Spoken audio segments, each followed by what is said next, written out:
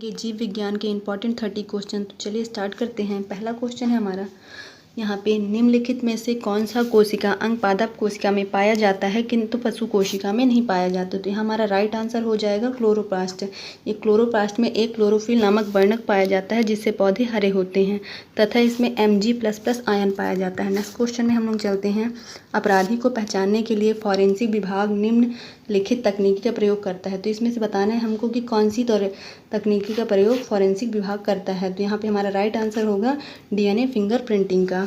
Next question में हम लोग चलते हैं। सबसे पहले DNA को अलग किसने किया था। तो यहाँ पे हमारा राइट आंसर हो जाएगा फ्रेडरिक मेस्चर ने DNA को सबसे पहले अलग किया था। और यहाँ पे हम ये वाला ऑप्शन, लास्ट वाला ऑप्शन देखें, जेम्स वाटसन और फ्रांसिस किक है, ये DNA का डबल हेलिक्स मॉडल दिए थे। तो ये भी आप लोग याद रखिएगा। अगला क्वेश्चन है, DNA परीक्षण के संबंध में विषम का पता लगाइए। तो DNA परीक्षण के संबंध में विषम यहाँ पे हम देखते हैं पोलियो है, क्योंकि ये पोलियो एक जो है वायरल डिसीज़ है। बाकी ये जो अगला ऑप्शन दिया है जातीयता, कुल परंपरा और वंशावली, ये सभी DNA से संबंधित है। तो नेक्स्ट क्वेश्चन में हम लोग चलते हैं। शरीर में लगी चोट की मरम्मत के लिए किस प्रकार के सेल विभाजन का प्रयोग किया जाता है। तो यहाँ पे हमको बताना है कि जो हमारे शरीर में चोट लग जाती है तो उसमें हम लोग शरीर में कौन सा विभाजन होता है। तो यहाँ हमारा पहला ऑप्शन राइट हो जाएगा केवल समसूत्रण। समसूत्रण जो होता है ये सोमैटिक सेल में होता है।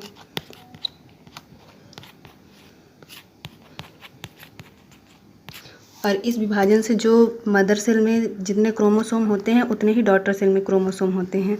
तो हम लोग नेक्स्ट क्वेश्चन में चलते हैं। मानवीय विकास के संबंध में हाल ही में खोज की गई कड़ी कौन से जीवाश्म की खोज है। तो इसका हमारा राइट आंसर हो जाएगा यहाँ पे होमो नेडेली। ये क्वेश्चन हम लोग पढ़ चुके हैं। अगले क्वेश्चन में चलते हैं। जैव आवर्धन या जैव संचयन का कारण क्या है। तो यहाँ पे हमारा राइट आंसर हो जाएगा ऑर्गेनोक्लोरीन। इसका और उदाहरण होता है DDT और BHC होता है। ये हमारे जीवधारी को शरीर में संचित हो जाते हैं तथा उनको घातक प्रभाव डालते हैं उन पे। निम्नलिखित में से कौन सा वह विचार है की गई नई प्रजातियां का विकास उनके परिभाषा लक्षणों अचानक एवं अप्रत्याशित परिवर्तन के कारण होता है। तो इसमें हमको बताना है कि जो नई प्रजातियां होती हैं हमारी, नई प्रजातियों को विकास उनके परिभाषा लक्षणों अचानक और प्रत्याशित परिवर्तन के कारण हुआ है। तो मतलब उसमें जो परिवर्तन होता है वो किसके कारण होता है। तो इसका हमारा राइट आंसर हो जाता है कि उत्परिवर्तन के कारण ही हमारे शरीर में वो होता है, परिवर्तन होता है। तो इसकी खोज जो है ह्यूगो डी ब्रीज नामक साइंटिस्ट ने की है, ह्यूगो डी ब्रीज। चलिए नेक्स्ट क्वेश्चन में चलते हैं हम लोग। पेट की परत में कुछ ग्रंथियों की कोशिकाओं में कौन सा एसिड स्रावित होता है। तो यहाँ हमें बताना है कि पेट की जो परत होती है उन ग्रंथियों से कौन सा हमारा एसिड स्रावित होता है। तो हमारा हाइड्रोक्लोरिक एसिड हम लोग HCl कहते हैं। ये हमारे पेट के अमाशय से एनर्जेटिक कोशिकाओं से स्रावित होता है। तो चलिए हम लोग नेक्स्ट क्वेश्चन में चलते हैं। आनुवांशिकता के नियम को किसने प्रस्तावित किया था। तो यहाँ हमें बताना है आनुवांशिकता के नियम को किसने प्रस्तावित। तो हमारा राइट आंसर हो जाएगा ग्रेगर जॉन मेंडल, जिन्हें हम आनुवांशिकता का पिता भी कहते हैं। आमतौर पर वर्णांतता कलर ब्लाइंडनेस क्या है। तो यहाँ पे हमको बताना है कि ये जो कलर ब्लाइंडनेस होती है ये कैसी डिसीज है।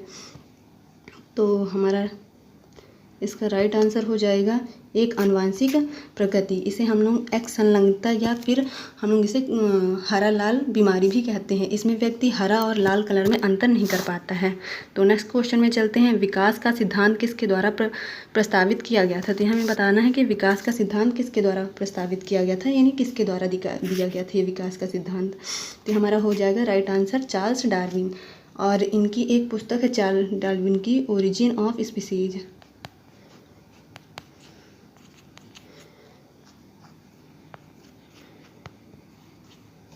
नेक्स्ट क्वेश्चन में हम लोग चलते हैं।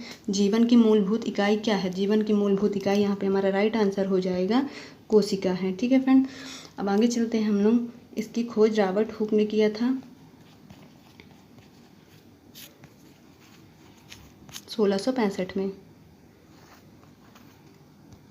नेक्स्ट क्वेश्चन, विश्वास और प्रथाओं का एक संग्रह जिसका उद्देश्य मानव आबादी की आनुवंशिकता गुणवत्ता में सुधार लाना होता है, यह किस आनुवंशिकी के क्षेत्र को कहा जाता है। यानी कि यहाँ बोला जा रहा है कि जो हमारे जिसका उद्देश्य है, यहाँ पे उद्देश्य मानव आबादी की आनुवंशिक गुणवत्ता में सुधार लाना, तो ये इसे क्या कहा जाता है, तो इसे हम लोग यूजेनिक्स कहते हैं। तो नेक्स्ट क्वेश्चन में हम लोग चलते हैं, आनुवंशिक अभियांत्रिकी का दूसरा नाम क्या है। तो आनुवंशिक अभियांत्रिकी जो है उसका हमें नाम बताना है, दूसरा क्या होता है। तो यहाँ पे हमारा राइट आंसर हो जाएगा पुनः संयोजन डीएनए प्रौद्योगिकी। आनुवंशिक अभियांत्रिकी का दूसरा नाम है। नेक्स्ट क्वेश्चन में चलते हैं हम लोग, निम्नलिखित में से कौन सा नाइट्रोजन फिक्सिंग बैक्टीरिया है।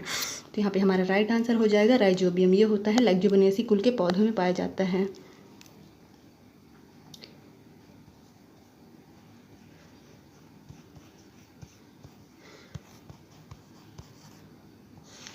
मतलब दाल कुल के पौधे में पाया जाता है।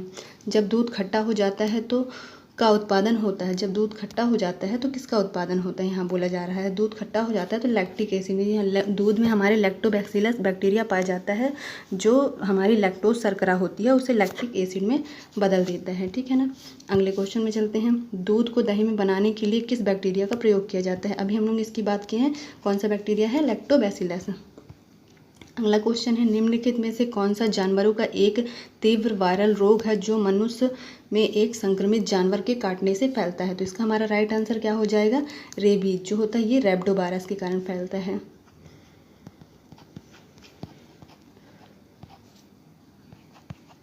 और इसे हम लोग हाइड्रोफोबिया भी कहते हैं। नेक्स्ट क्वेश्चन में हम लोग चलते हैं, पोलियो वैक्सीन की खोज किसके द्वारा की गई थी। तो यहाँ पे हमारा राइट आंसर हो जाएगा पोलियो वैक्सीन की खोज जोनास साल्क ने की थी तथा हमारा भारत जो है पोलियो मुक्त हो गया है।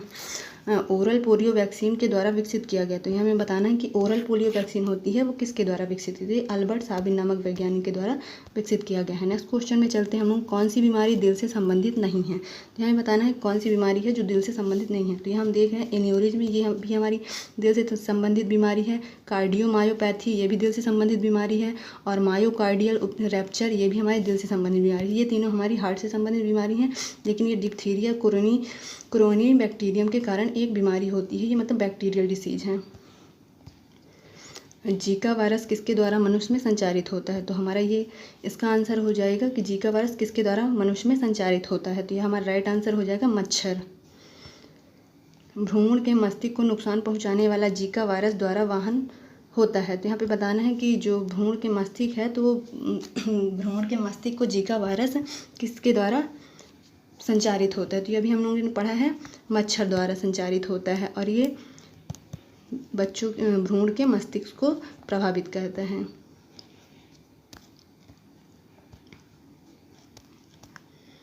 नेक्स्ट क्वेश्चन में चलते हैं, पीला बुखार पीत ज्वर मुख्य रूप से इंसानों के बीच किससे फैलता है। तो यहाँ पे हमें बताना है कि ये जो पीला बुखार जो होता है वो किसके द्वारा इंसानों में फैलता है। तो इसे ये पीले बुखार को हम लोग हेपेटाइटिस भी कहते हैं।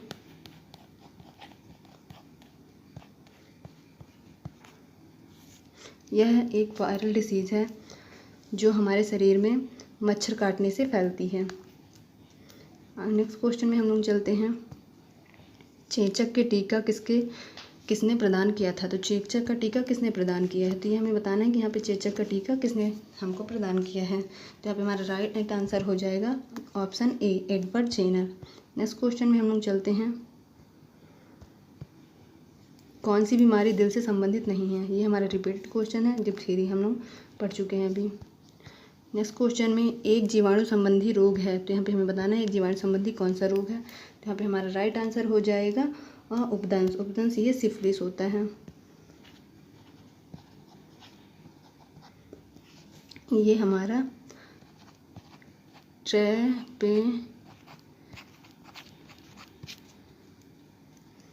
ट्रैपनियम बैक्टीरिया के कारण होता है।